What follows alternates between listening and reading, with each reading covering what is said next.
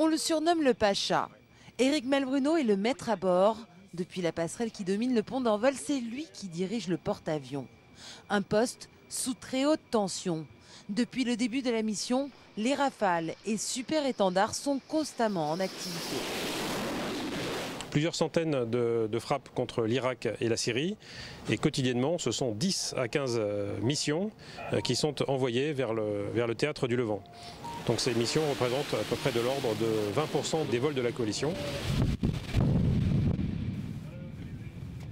Pour faire le point sur les opérations en cours, c'est le briefing de l'état-major, en présence du plus haut gradé du groupe aéronaval, l'amiral Crignola.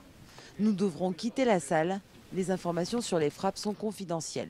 Pour mener ces opérations, ces frappes aériennes en Irak et en Syrie, la priorité, c'est d'assurer la sécurité du groupe aéronaval. Des dizaines de militaires y travaillent et ça se passe dans le Central Opération.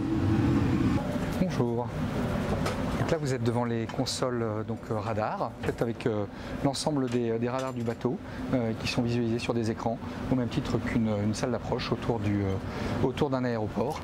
Et vous avez différents personnels qui vont surveiller nos approches et puis guider nos avions. Ici, donc, vous vous trouvez près de la partie guerre électronique.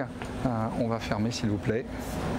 Des données classées secret défense pour maintenir la sécurité des opérations. Dans le cadre de toute mission, il y a toujours un risque. Le but est de s'approprier chaque théâtre d'opération et être capable d'y répondre en fonction de la situation, en fonction de l'environnement. C'est pas parce que vous êtes là aujourd'hui que demain vous aurez la même situation, que les réactions seront les mêmes, que la posture de vos amis, de vos ennemis sera la même.